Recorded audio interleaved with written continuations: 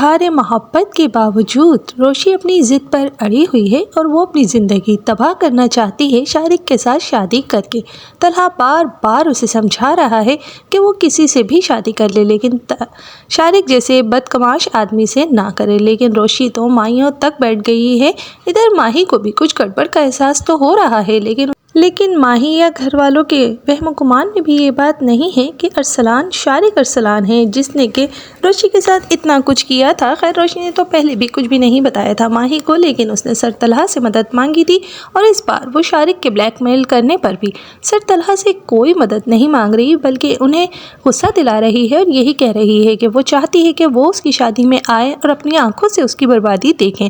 तलहा भी पहुँच जाता है रोशी की शादी में। इधर मोहित काफ़ी ज़्यादा अपसेट है क्योंकि वो यही चाहता था कि तलहा और रोशी की शादी हो जाए, लेकिन जब उसे पता चलता है कि रोशी की शादी किसी और से हो रही है तब वो बच्चा काफ़ी ज़्यादा अपसेट हो जाता है। आबिद साहब भी इस खबर को लेकर काफ़ी ज़्यादा अफसरदा हैं क्योंकि वो भी यही चाहते थे कि रोशी जितनी मोहब्बत करती है आबिद साहब से और मोहित से, इतनी कोई भी नहीं कर सकता था, और तलहा किसी भी औरत को इस तरीके से बर्दाश्त नहीं कर सकता जो कि मोहित से मोहब्बत ना करे।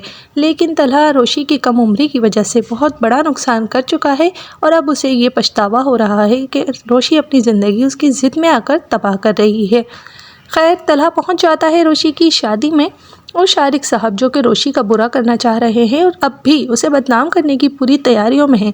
कुदरत का ऐसा करना हुआ कि वो शादी तक पहुंच ही नहीं पाएंगे। अब ये कुदरत की वजह से हुआ है या फिर तलहा अहमद ने ही शारिक को शादी हाल में पहुंचने नहीं दिया है और बाहर ही उसे रोक दिया गया है, ये तो पता चलेगा आने वाले एपिसोड में।